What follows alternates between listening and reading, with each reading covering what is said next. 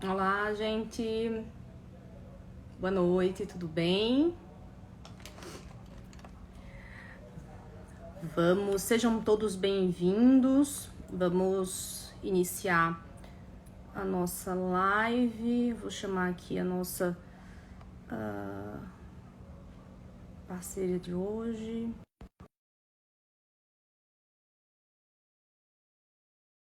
Sejam todos bem-vindos. Hoje vamos falar desse tema interessantíssimo, que é a impulsividade dentro do transtorno bipolar. Vamos lá. Olá, Flávia. Tá me ouvindo?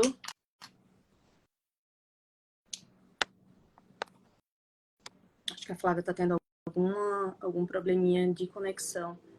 Oi, Flávia, tá me ouvindo? Olá, Oi, tô. Dani. Seja bem-vinda. Sair e entrar novamente, porque não te Oi, visualizo. tô te vendo. Você tá me vendo? Acho que ela vai entrar novamente. Vamos entrando. Boa noite, gente.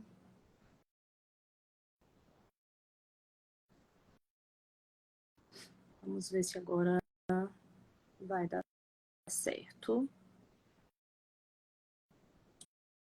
Oi, Flávia. Oi, tudo bom? Tudo bem? Tudo. Não sei se tu me Tô te enxerga ou não. vendo. Quando eu acesso, eu não te vejo, mas Tô te vendo. acho que E você tá me vendo?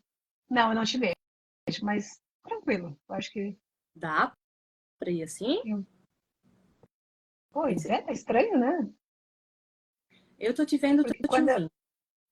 tá me vendo e ouvindo, é Sim. alguma coisa da conexão. Quem sabe Gente, eu tento mais uma vez. Eu vou sair para tá? tentar entrar. Porque tá. Fica diferente, né? Falar e só ver uma tela preta Sim. aqui. Peraí. Sejam todos bem-vindos que estão entrando à nossa live de hoje, com o tema impulsividade no transtorno bipolar. Esse que é provavelmente o tema mais interessante, do meu ponto de vista, dentro do transtorno bipolar. Vamos lá. Vamos esperar. Eu vou convidar novamente a Flávia para a gente ver se dá certo dessa vez.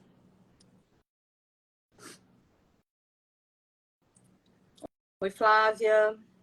Oi, tudo bom? Tudo bem? Tudo ótimo. E aí?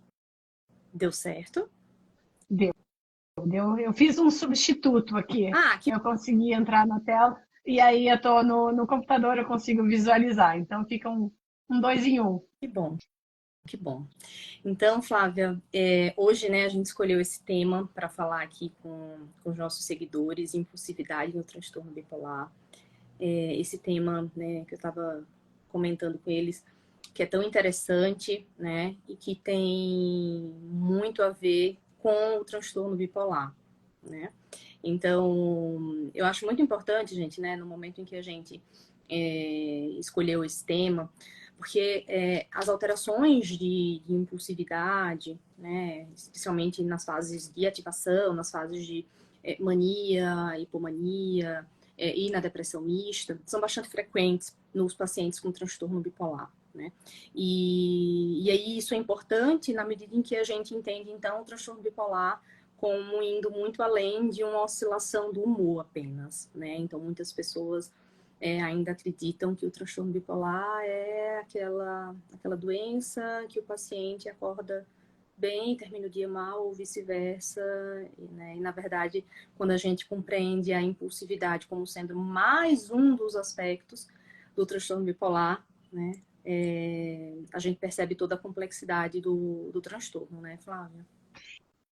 Isso, exatamente. E até existe essa coisa, né, estereotipada em torno do transtorno bipolar, né, só a pessoa que é dos extremos, né, e muitas vezes a grande parte, né, pelo menos da clínica, ela está nesse meio, né, onde tem essa impulsividade, com um misto, muitas vezes, de até uma depressão junta, mas a impulsividade, ela permeia, né, o transtorno bipolar em vários momentos, e é muito confundida entre as pessoas, né? Como tu mesmo disse, né? As pessoas só, quem não tem, né, consegue ter aquela ideia da oscilação, hora tá bem, hora não tá, né? Mas é muito mais do que isso.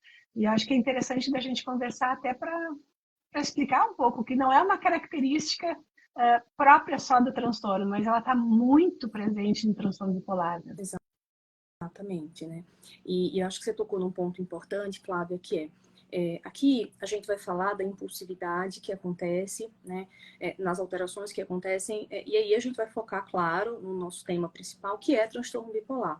Né? Mas isso não significa dizer, gente, que o aumento de impulsividade, ele acontece apenas no transtorno bipolar, né? Então, a gente vai falar aqui sobre alguns aspectos que vocês vão, né, vão perceber, algumas áreas da vida do indivíduo onde a impulsividade pode estar mais aumentada, mas isso não é exclusivo do transtorno bipolar. Então, isso pode acontecer em outros transtornos mentais, né? Então, não podemos sair por aí taxando ou diagnosticando as pessoas com base, né, apenas num aumento de impulsividade ou em uma determinada característica, né?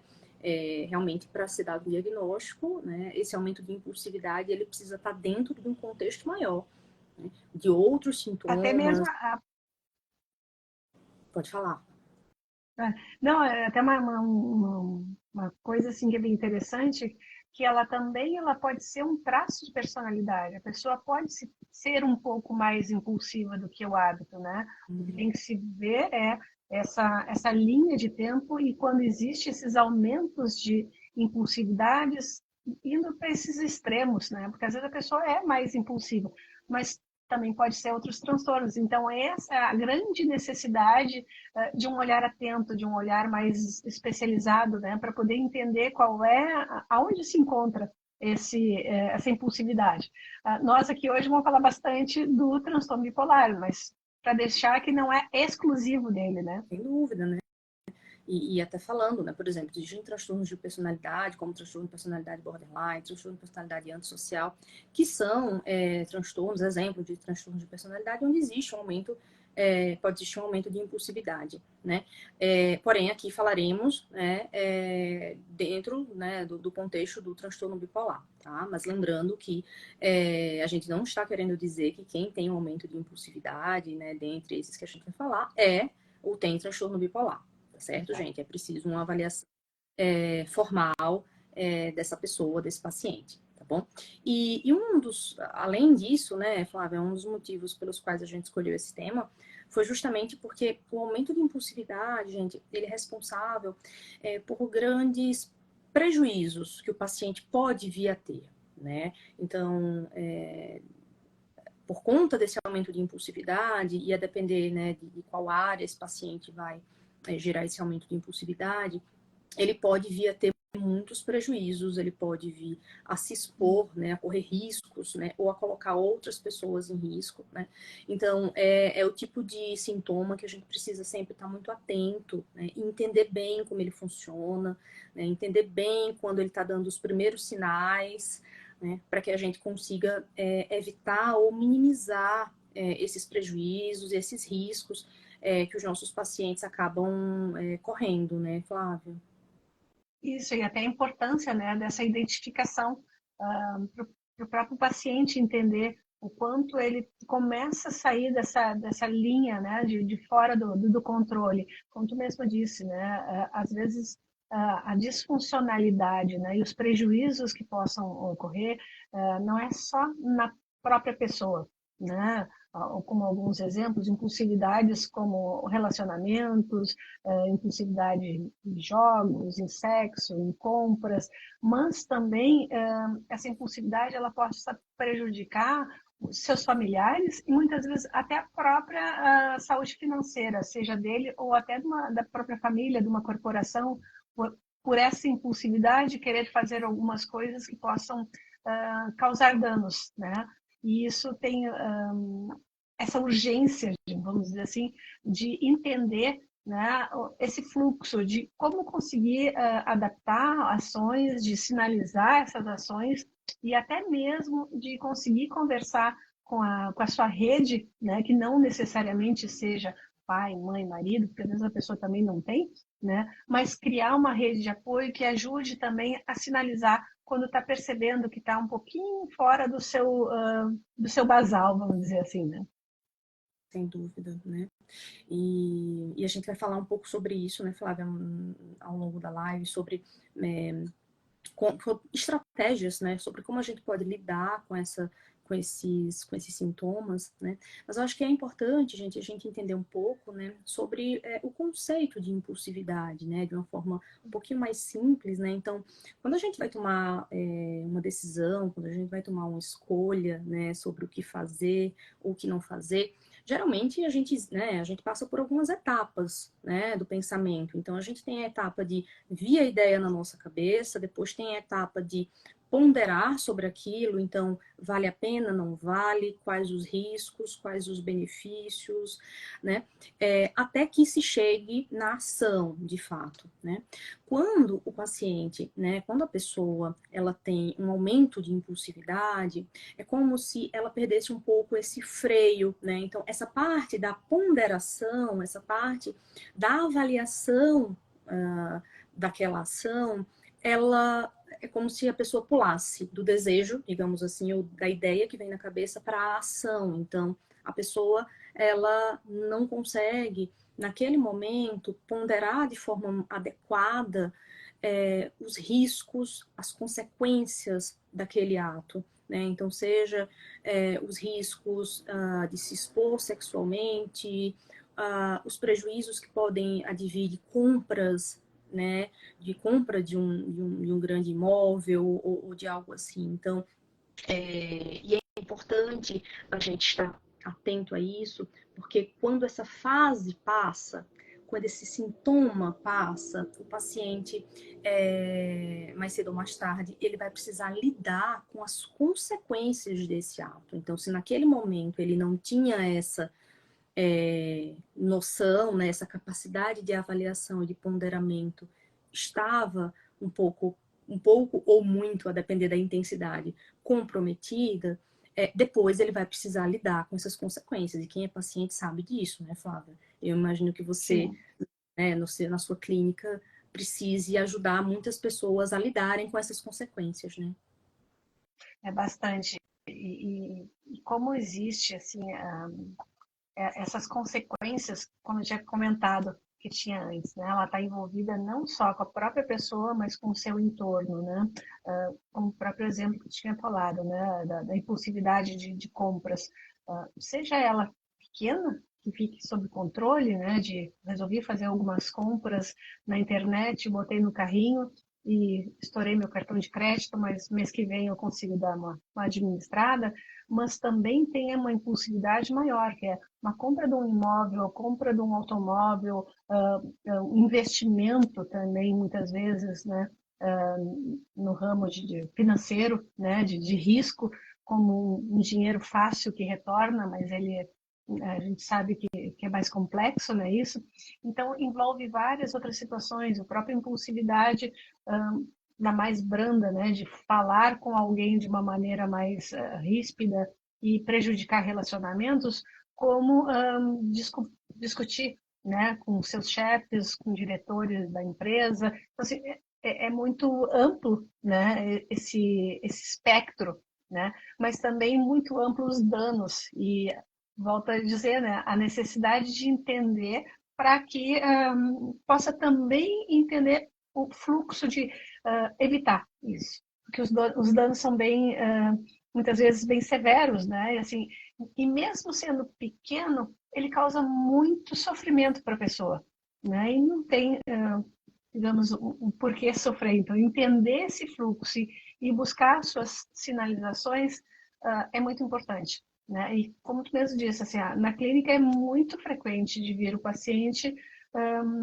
com esse, digamos, pós-situação, né? Assim, e agora, o que eu faço? Né? Fui impulsiva e estou pagando as consequências de um ato totalmente impensado, né? Aquele ato de, como tu mesmo comentasse, de não ter noção, né, daquele controle de impulso, de racionalização, de tomada de decisão, né? Vai num fluxo sem medir consequências, né? E as consequências muitas vezes são bem danosas, né? Exato.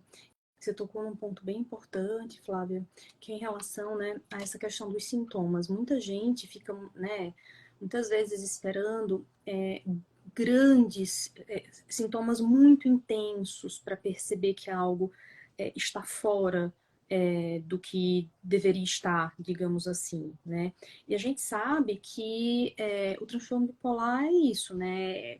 São sintomas que vão desde sintomas mais leves, brandos, sutis, né? Que a própria pessoa, né, tem dificuldade de perceber quando eles aparecem, até sintomas que realmente são muito mais evidentes, sintomas mais exuberantes. Então, existe desde uma pessoa, né, que toma um empréstimo para poder, enfim, né, fazer uma viagem, né, totalmente fora dos seus planos e fora das suas condições financeiras, até uma pessoa que começa a olhar mais um aplicativo de compra, a encher mais carrinhos na internet, né? Então, quando a gente for falar de compras, já já, a gente vai perceber que existe uma variação muito grande da intensidade, né, desses sintomas, né? Mas o que importa é a consequência disso na vida de cada paciente, né?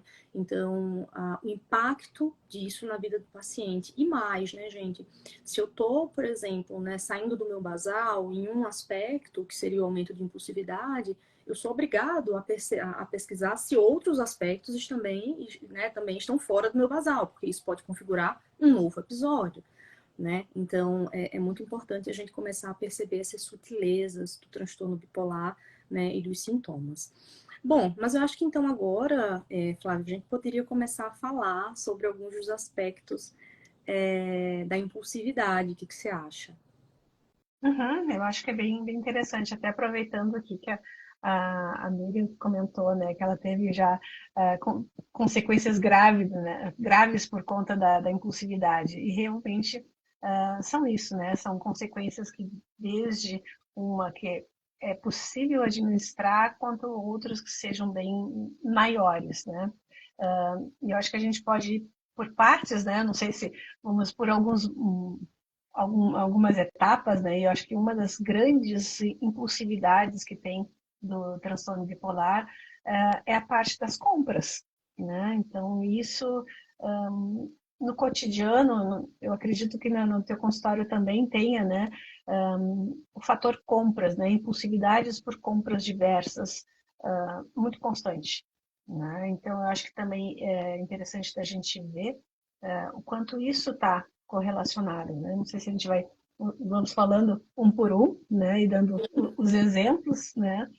Acho Para legal. até né? Eu acho que é interessante, e até as pessoas interagirem, né? Se quiserem, vou colocando perguntas ali, fazendo os comentários, acho que é bem Podem interessante, ir né? mandando, tá? Quem tiver dúvidas em relação a esse aspecto de impulsividade, enfim, a cada uma dessas áreas que a gente for falando, se tiver uma experiência para contar para a gente também, eu acho sempre muito legal, né? Porque aí a gente vai exemplificando, vai ficando mais bacana, né? Mas as compras, eu acho que é importante primeiro, gente, a gente fazer esse alerta de que não é preciso, muitos pacientes, né, quando a gente pergunta sobre aumento de impulsividade para compras, eles já chegam dizendo assim, não, mas eu nunca me endividei, né, eu nunca estourei cartão, e na verdade, isso não é obrigatório de acontecer, Uhum, né? Nem todos os pacientes irão se endividar, nem todos os pacientes irão estourar cartão, né? Nem todos os pacientes precisarão pedir empréstimo, enfim, né? O que importa aqui, gente, é a gente avaliar de que forma essa compra é realizada. Ou seja, a pessoa, ela precisava daquele objeto, né? Pegando um objeto como exemplo, ela precisava daquilo naquele momento, era necessário para ela. era necessário aquele objeto daquele preço, né? Era necessário aquela quantidade, né? Aquele número de compras, né? Que compram em um número muito grande, muito grande, né? De objetos. Então, de que forma ela compra, ela é planejada, né?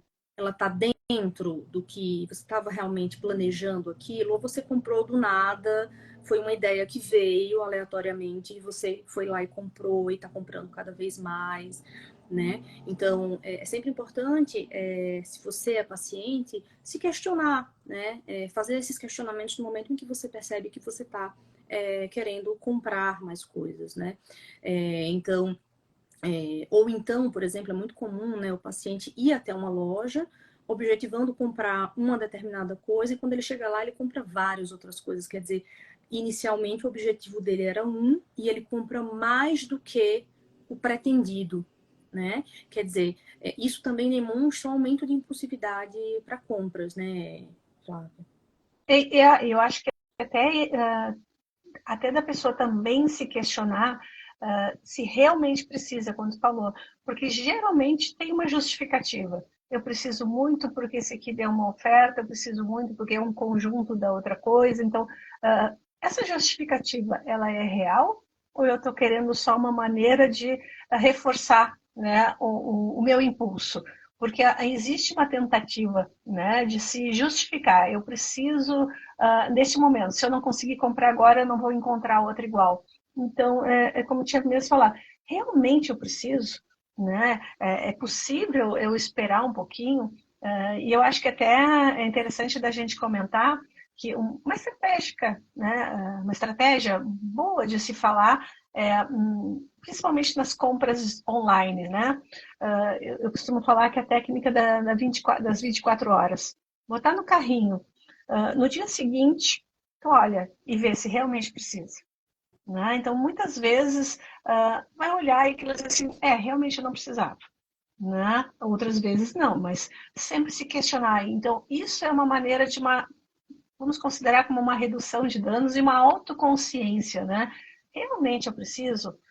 Se é aquele carrinho que está ali da compra, amanhã eu vejo. Né? Se eu precisar mesmo, se ela se faz necessária, ela vai se tornar tem um valor um pouquinho diferente. Né? Não sei se concorda comigo ou não. Sem dúvida, né? E eu acho que tem até também, acho que quando a gente faz isso, a gente meio que dá uma travada naquele senso de urgência que o paciente tem, né? De que, nossa, eu preciso comprar isso, né? Muitas vezes o paciente ele tem essa sensação, né, de que aquela compra é urgente, ele precisa ter aquilo, ele não sabe explicar porquê, mas tem que ser naquele momento, ele não consegue esperar. E quando você faz esse exercício de dizer, olha, não, espera um pouco até amanhã, né? Amanhã pode ser diferente, né? E aí é como a Marina falou, a Marina fez uma colocação bem legal, que a justificativa para mim é sempre a de que se eu não comprar, parece que vou sufocar. É isso, porque a sensação, muitas vezes, do paciente é que ele precisa ter aquilo naquele momento, ele não consegue esperar, ele não consegue, né, ele vai perder aquela oportunidade, né? Então é muito comum os pacientes ficarem atrás de promoções, de brindes, né?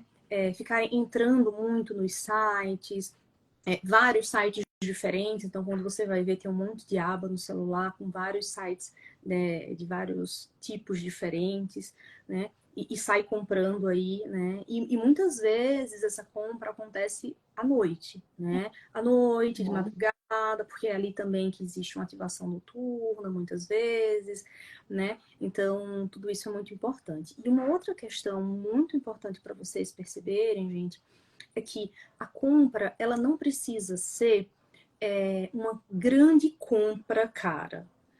Muitas vezes, o que acontece é que o paciente ele começa a fazer pequenas compras, mas numa frequência muito maior, né? Fora daquilo que é o basal dele. Então, aquele paciente que sempre está querendo comprar uma coisinha ou outra, que não pode ver uma coisa aqui, uma coisa ali. Então, e às vezes não são coisas caras, tá? Mas às vezes são coisas baratas, mas que quando você vai ver no final do mês, né, Uhum. o valor fica muito grande, né? ou mesmo o valor pode não ser nem tão grande, mas aquilo foge daquele teu comportamento habitual, né? Então não podemos esperar grandes coisas para que a gente perceba que algo, né, tá um pouquinho além do que costuma ser, né, Flávia? E isso sempre vem com a mesma sensação, né? E muitos se justificam, como eu tinha comentado, muitas vezes não é uma questão de que vai estourar a conta, mas o que é de se olhar e se ter mais atenção é qual é essa constância e qual é essa necessidade que se tem de se buscar isso, né? De eu preciso ir lá.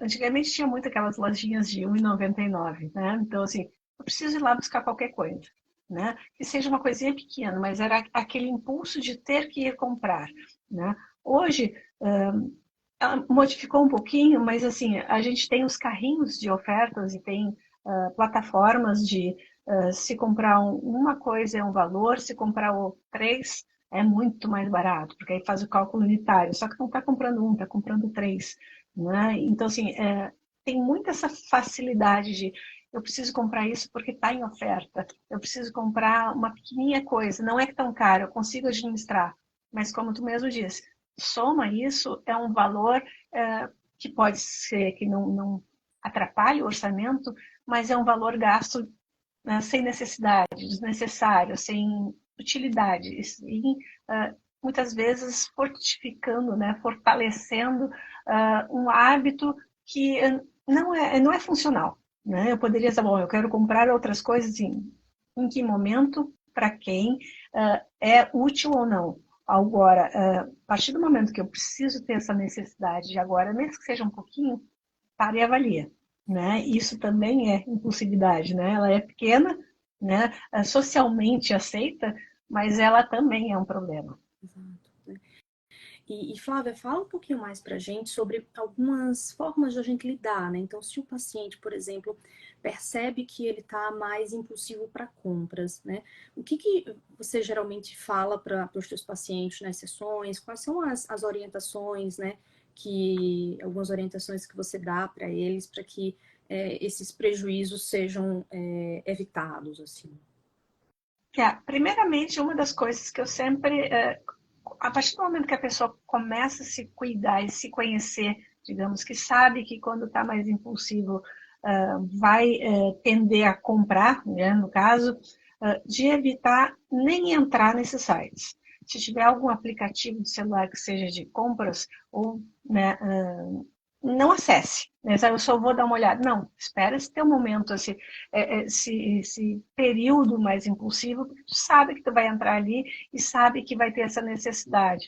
Bom, não consegui ou não tenho essa noção ainda e entrei a técnica das 24 horas. Né? Botou no carrinho, porque tem muitas pessoas que começam a desenvolver até vamos dizer assim, esse desmame eu faço a compra, deixo no carrinho, no outro dia eu deleto. Depois eu vou lá, faço outra compra, não efetiva compra e deleto. Mas ela é um processo de tomada de consciência que ela iria gastar e ela está começando a tomar consciência. Então, quer olhar a compra? Olha, né? Mas tu consegue segurar e não clicar no finalizar compra? Não. Espera o dia seguinte, ver se realmente é necessário. Né? No dia seguinte eu continuo, de novo, prós e contras. O que eu vou fazer com esse produto? Qual é a utilidade? Ela precisa mesmo, né, desse produto? O que eu vou usar? Para quem? Né? Muitas vezes, não, eu não sei, mas eu preciso, ela é urgente, ou eu preciso combinar. Eu tenho, né? Vamos pegar um exemplo. Eu preciso de uma roupa que é dessa cor. Bom, tu tem outras que possam ser substituídas? Qual é a necessidade de urgência que tem? Né? Se tu não comprar, qual é o impacto que vai ter se tu deixar? Né? Porque às vezes a gente precisa comprar alguma coisa. É uma situação. Agora, eu estava andando, né, navegando na internet, achei isso aqui, eu preciso muito. Né? Na realidade, começou com uma ideia de procurar para ver se achava alguma coisa que justificasse. Então, se está nesse momento, nesse período que está mais impulsivo, evita coisas que sejam seus gatilhos que provoquem essa vontade de fazer compras. Né? No caso das compras, se eu estou me percebendo impulsiva, não vai passear no shopping, né? Não entra na internet, espere esse momento onde consiga se sentir mais sob controle para sim fazer as outras, né, passeios e entrar na internet, porque tu sabe que ali tu já tomou consciência. E é uma questão assim, muito constante, muito pequenos passos. Eu sempre digo assim, são pequenos passos que vão tomando consciência e tu conseguir fazer o exercício de balanço. Eu preciso ou eu só quero comprar? Eu quero esse processo só para sanar, né, satisfazer, porque é uma motivação para conseguir aquilo. Depois que tu conseguiu, ela passou. Só que tu tá em uma consequência, tu tem que pagar ela, ou tu vai receber um produto que depois ainda vai causar outro dano, o arrependimento, né? E aí vem a outra parte, arrependimento, culpa e tudo mais. Então, conseguir entender que tem um fluxo e se der um passo atrás com consciência, que não é fácil, lógico, mas um pequeno treino de se autorregular, né? É uma coisa que tem sido bem efetiva, parece simples, não é, né? Mas tem sido bem efetiva para diminuir essa impulsividade, né? No caso das compras. Muito bom, muito bom. Bom, vamos passar agora então para um outro aspecto da impulsividade, que é assim muito frequente nos pacientes, que é o aumento de impulsividade para comida, né? E isso inclusive leva muitos pacientes até a confundirem o que é sintoma e o que é, por exemplo, efeito colateral de medicação, né? Então é muito comum que o paciente acabe atribuindo esse aumento do apetite, esse aumento da vontade de comer, enfim, há os remédios, né, os remédios utilizados no tratamento do transtorno bipolar, quando na verdade, quando a gente vai ver, né, no fundo, isso é muito mais um sintoma do próprio transtorno do que, de fato, um efeito colateral medicamentoso. Né? Então, é muito comum esse aumento de impulsividade para comida, e ele faz com que também, muitas vezes, os pacientes eles acabem ganhando peso, né, ao longo da vida, né?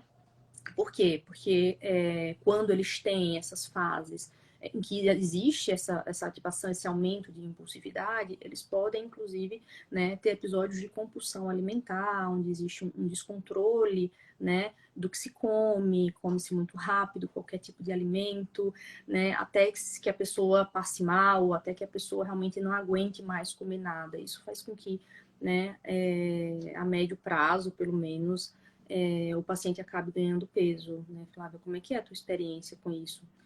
E isso acontece com bastante frequência. E é uma coisa que acontece também, né, com maior frequência à noite também, né, que é aquele momento de preenchimento, uma ativação, né, que possa ter também.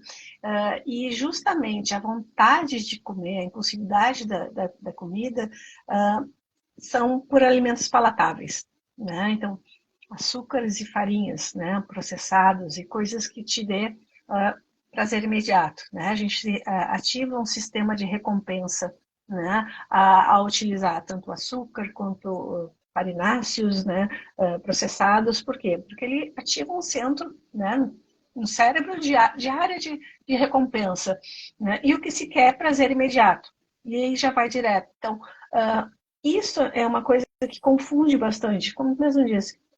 Isso é porque eu estou impulsiva desse momento, né, do período do transtorno bipolar, ou é um efeito da medicação? Só que acabando se confundindo, o que acontece? Não existe uma justificativa de eu não quero, eu compenso.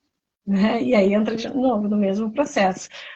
Buscar essa motivação para buscar esse prazer imediato, né? Essa impulsividade para comer, e muitas vezes está no último pedaço do melhor doce, ou seja o que for, já está com arrependimento. Por quê? Porque se você acessou aquele centro do prazer, depois voltou. Existem medicações que sim, que aumentam o apetite, mas ele é muito diferente, porque é uma fome, né, que se tem, né, e algumas coisas pontuais, né, digamos, de alguns doces, algumas coisas desse tipo. Mas geralmente a impulsividade pelo alimento tá no eu quero uma gratificação imediata, eu quero buscar esse prazer imediato, né? Que é muito similar, né? Falando de vias neurais, né? O sistema de recompensa ele é o mesmo, só que o cérebro ativa ou para compra ou para alimento, ou para os outros sintomas de impulsividade, né? E isso é muito frequente. A reclamação, né, de aumento de peso que tem, isso é também. E muitas vezes, por ter aumentado o peso, muitas vezes te motiva a te desregular mais, né, porque mexe na autoestima, e como se fosse um efeito cascata, te mover com mais outros momentos de impulsividade. Então, fica um ciclo, né, de arrependimento, impulsividade, aumento da ingesta e, consequentemente, autoestima abalada, né? E eu diria que, assim, dos pacientes tem um percentual bem grande, e principalmente mulheres, né, com questão da impulsividade pelo alimento. Né? Porque aí também tem todo um contexto também emocional, né, da comida. Sim, e é muito importante, né? Porque se a gente para pensar nos prejuízos que isso tem, né, esse aumento de impulsividade para a comida, vão desde prejuízos metabólicos, né, quer dizer, prejuízos realmente biológicos, onde o paciente ele pode vir a ganhar peso, e aí todas as consequências do ganho de peso, né, como aumento de pressão arterial, como resistência à insulina, como aumento de colesterol, enfim, todas as questões, mas também os próprios prejuízos sociais, né, porque aí entra muito a questão também da autoestima que você falou, então o paciente, eu vejo muitos pacientes, né, que por terem tido um ganho de peso aí ao longo da vida, né, graças a esse aumento de impulsividade não tratado adequadamente, são pessoas que acabam tendo vergonha de si mesmas, sentindo culpadas e defeituosas, e enfim, e são pessoas que acabam se isolando, né? Conseguem mais se relacionar também socialmente. São pessoas que, para aderir a uma atividade física, é mais difícil, porque muitos pacientes têm vergonha de ir para uma academia, porque estão com excesso de peso e porque alguém está olhando e julgando. Então, vejam que os prejuízos são em escalas assim muito grandes, né? Desde prejuízos realmente metabólicos até prejuízos sociais, né, para o paciente. Né? Então é muito importante, tá, gente, a gente entender e lembrar que o aumento de impulsividade para a comida, ele é um grande responsável por esse ganho de peso, né, que os pacientes têm ao longo da vida, né, muitas vezes por esse efeito sanfona que muitos pacientes com transtorno bipolar acabam tendo, né? Então, antes da gente atribuir as medicações, a gente precisa entender se isso, de fato, não seria um sintoma do quadro. E aí, na verdade, os remédios não seriam os inimigos, né? Mas sim seriam a solução, porque tratando o transtorno de base, a tendência é que essa impulsividade para a comida reduza, vá melhorando com o tempo, né? Bom, um outro ponto muito importante da impulsividade, né, Flávia, que a gente separou para conversar com os nossos seguidores, foi em relação a sexo. Fala um pouquinho para a gente sobre isso. Isso.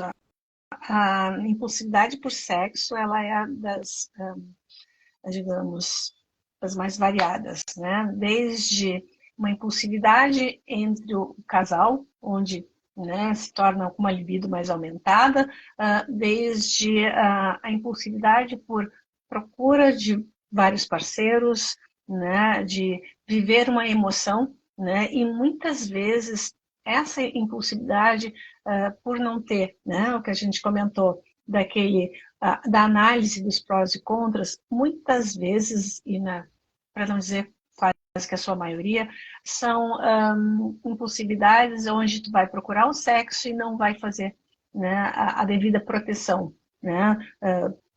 Pessoas, né, atividades, né, digamos, de encontro casuais com pessoas que nunca conheceu ou até mesmo que conheceu, mas sem a devida precaução, né?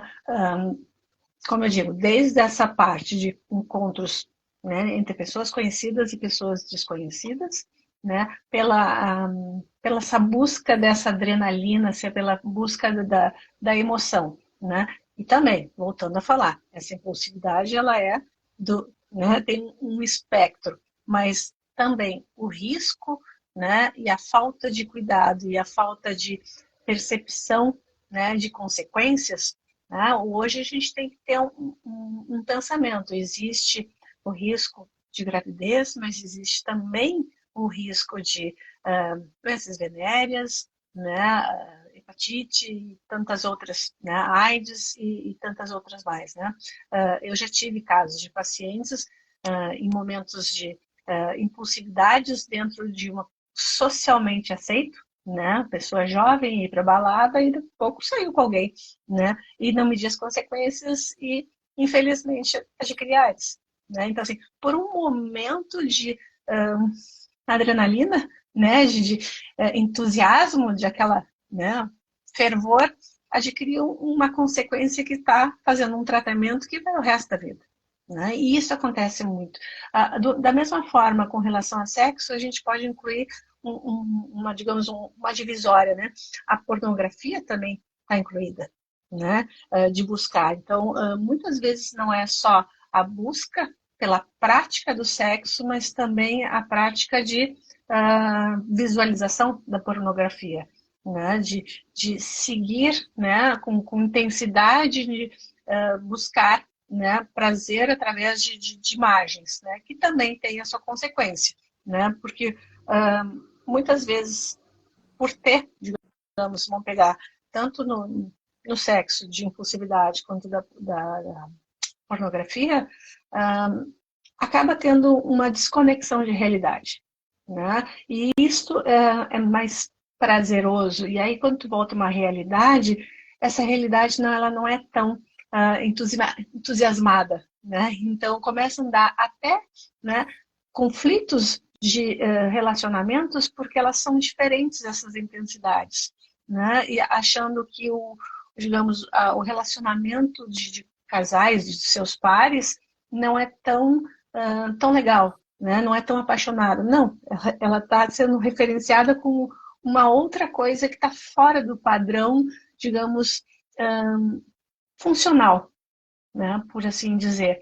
Então, isto é uma consequência que existe bastante com impulsividade. E aí eu volto a dizer, dentro desse espectro, né? Que pode ser danoso por consequências menores ou consequências maiores. Né?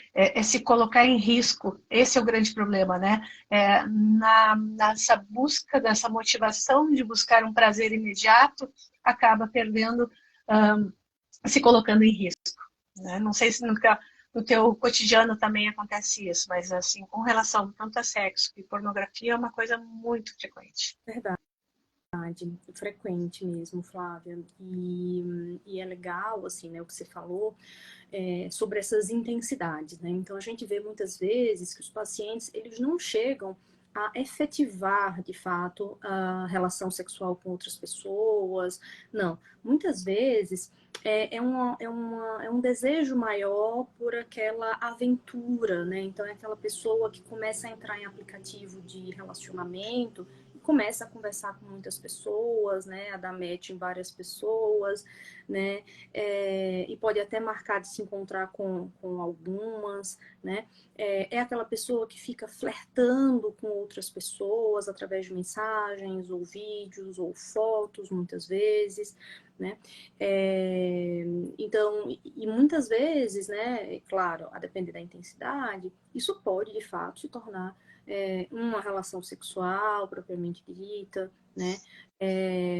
A masturbação também, né? Ela pode aumentar, né?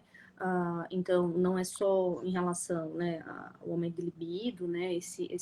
Essa alteração, esse aumento de impulsividade, ele pode ser para relação sexual, para masturbação, para consumo de pornografia, né? E a depender da intensidade com que isso é feito, isso traz prejuízos para o paciente, mesmo que muitas vezes ele não se exponha socialmente ou ele não vá buscar outros parceiros, mas ele começa a gastar muito tempo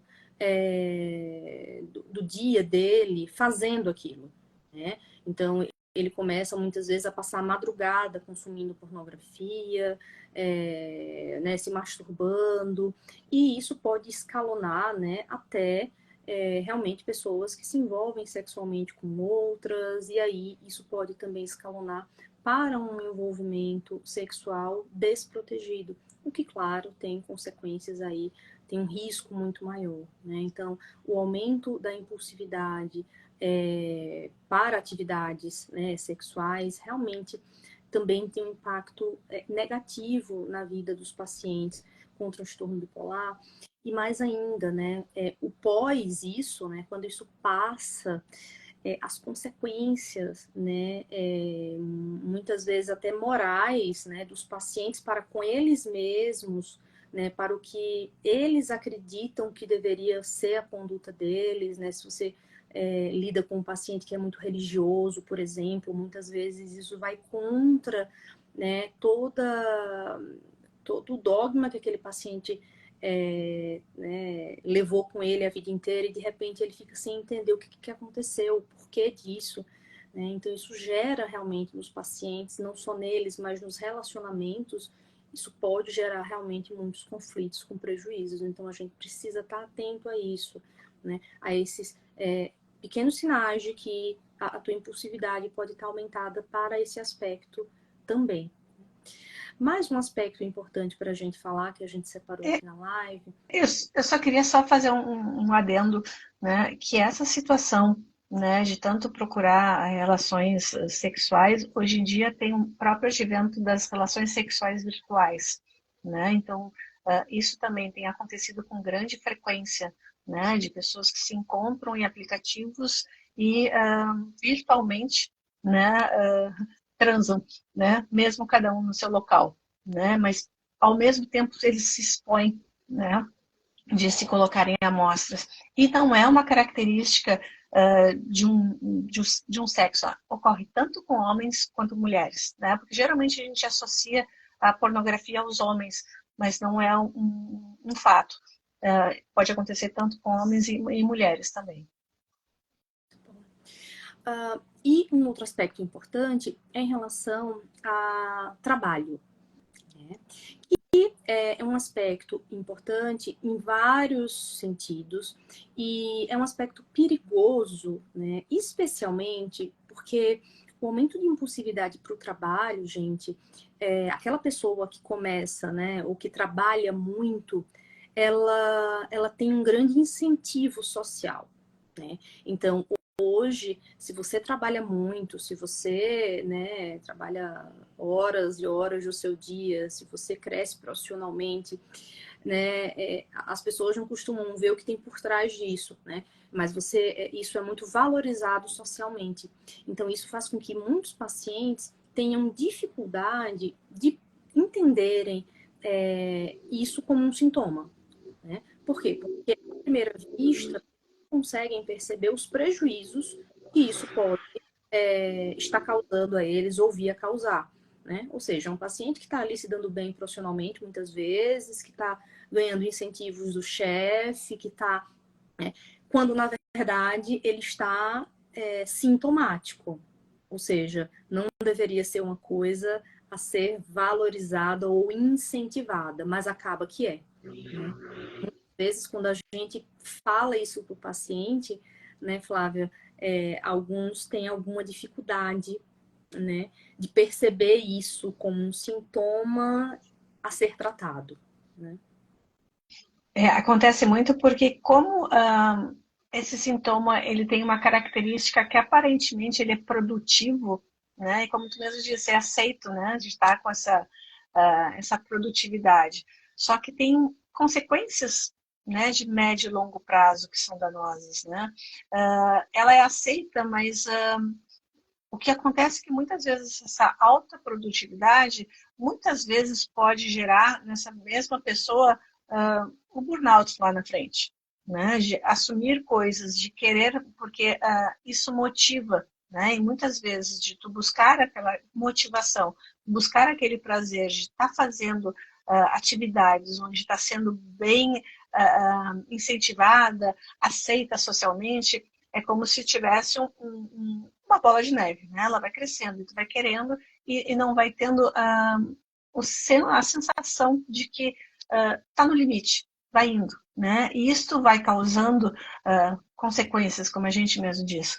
É a parte, eu acho que mais difícil no consultório é conseguir fazer com que o paciente entenda que toda aquela produtividade, não que produtividade não sejam boas, não sejam boas, mas um excesso de produtividade crônica, digamos, de intensa, ela não é salutar, ela não é funcional. Então é muito difícil, né? Eu não sei se na tua prática clínica, mas no consultório é muito complicado de conseguir mostrar para a pessoa de assim, menos, né? Ser saudável e ter, digamos, uma funcionalidade, às vezes é baixar também um pouco o ritmo. E aí parece que está sendo meio contraproducente, né? Tu quer que a pessoa seja produtiva socialmente, mas ao mesmo tempo diz assim, ó, diminui, freia, né? Então é uma dificuldade bem grande de conseguir fazer a pessoa tomar consciência com relação a isso, porque ser workaholic, né, é bonito, dá status. E aí, quando muitas vezes o paciente ele se depara com essa realidade, ele começa a encarar o tratamento como algo negativo, né? Como o tratamento está me distanciando do meu, né, da minha produtividade, o meu tratamento está me deixando menos produtivo, né, ninguém está entendendo, né, o quão isso é importante para a minha vida, né? O quão eu estou sendo valorizado por isso, o quão eu estou crescendo com isso. E aí, nesse momento, é importante, gente, a gente sempre lembrar que a hipomania ou os sintomas de ativação, enfim, eles sempre cobram o seu preço. Sempre. Pode ser que você não esteja percebendo esse custo hoje, mas lá na frente você vai perceber. Por quê? O que é o comum da gente ver? Pacientes que passam algumas fases extremamente produtivos e eles entram em depressão, né? E aí vem o burnout, enfim, né? Todo o burnout que as pessoas falam, né? Que as pessoas usam essa palavra, nessa expressão. Termo, né? Burnout, vem a depressão, né? E aí depois essa pessoa melhora e aí ela passa mais um período super produtivo e aí depois vem a depressão de novo. Então, é um preço muito alto que o paciente paga a longo prazo por ter essa produtividade aumentada. Por quê? Porque não é só a produtividade aumentada, existem outros sintomas que o paciente não está conseguindo ver com toda certeza, né? Por isso que muitas vezes os pacientes não buscam, né, o médico, o psicólogo nessas fases, porque eles encaram essas fases como sendo fases, muitas vezes encaram como sendo fases boas da vida, porque são fases em que eles estão se dando bem no trabalho, estão sendo valorizados, porque estão trabalhando 15, 16 horas por dia, ou enfim, dentro do parâmetro de cada um, né? Só que aí quando a depressão vem, aí eles buscam o profissional, né? Por quê? Porque a depressão é o preço daquela fase de ativação que o paciente viveu anteriormente, né? Então a gente nunca pode pensar apenas no hoje, a gente tem que entender a doença como um contínuo, é uma doença, né, que acontece a vida inteira, então é um curso longitudinal mesmo, né? E o que você teoricamente ganha hoje, amanhã ela vai cobrar de você, né? Então eu acho que é disso que eu estava falando, né, Flávia? De menos, baixar um pouco, né? Para quê? Para garantir uma estabilidade, porque produzindo dessa maneira você não vai conseguir uma estabilidade, isso é fato, né, Flávia? Pelo menos... Eu costumo sempre dizer para os pacientes assim, a conta chega, né? No momento ou não ela chega. Mas tem uma outra característica também da impulsividade, que é, digamos, é uma faceta, né? Que aí é um dos motivos que às vezes eles vêm procurar ajuda, que é a parte da impulsividade nos relacionamentos, né? Pega no trabalho. Muitas vezes a baixa tolerância de troca de informações, uma hierarquia mais severa, né? Então, assim, a rigidez e não controlar, digamos, a tomada de decisão ou a tolerância à frustração, né? Muitas vezes não aguento mais, eu estou pedindo minhas contas, eu vou embora agora, né? E às vezes não é a questão, não é esta, né? É aquele momento, mas muitas vezes põe a perder toda uma carreira por esse momento impulsivo de dar cartadas, não quero mais, né? Ou discutir, entrar verbalmente, né? Impulsivamente falar coisas que de repente não seriam apropriados para o momento ou para as pessoas adequadas e perdem empregos, perdem posições, né? Nos seus trabalhos também. Assim como a outra parte também da impulsividade que possa também ter uma relação, que são os relacionamentos. A gente está falando até dos relacionamentos de trabalho, né? Mas essa também é uma parte que atrapalha bastante no trabalho das pessoas. Sem dúvida, né? Que se reflete muito, acaba se refletindo também no trabalho, né? Bom, gente, a nossa live está quase chegando ao final, temos alguns poucos minutos. Então, eu quero agradecer, Flávia, a você Agradeço também. por essa parceria de hoje. Obrigada. Obrigada Obrigada pelas informações que a gente também. pôde trocar hoje e expor para os nossos seguidores que precisam cada vez mais de informação, para que consigam ter um papel mais ativo diante da própria doença, né? Quero agradecer a todo mundo que entrou, que participou. Enfim, a live vai ficar gravada, tanto no meu perfil como no perfil da Flávia, para quem quiser ver, rever, encaminhar para os amigos, para os familiares, para todo mundo que precisa entender um pouquinho mais sobre esse sintoma, que é o aumento de impulsividade no transtorno bipolar. Flávia, quer falar? Eu queria agradecer muito, né, a oportunidade e eu sempre digo que a melhor coisa é da gente poder passar conteúdos que sejam relevantes para as pessoas que têm têm uma funcionalidade, né? Então a gente espera que tenha colaborado com algumas informações, né, com relação a essa pequena parte, né, do que envolve o transtorno bipolar. Me coloco sempre à disposição de caso queiram tirar dúvidas, né? Sempre tem caixinha, né? Na IAD também tem caixinha, sugestões de assuntos que sejam colocados, dúvidas que queiram sanar. Então, a caixinha está sempre aberta, né? Para ajudar o maior número de pessoas. E agradecer, né, Nayara, e agradecer a todas as pessoas que estão aqui assistindo e as que vão assistir também. Se puderem compartilhar com pessoas que vocês saibam que possa agregar, né, às suas vidas esse conteúdo, eu agradeço. Muito bom. Gente, então, obrigada, boa noite e até a próxima. Um beijo. Obrigada, Tchau. um beijo, tchau, tchau.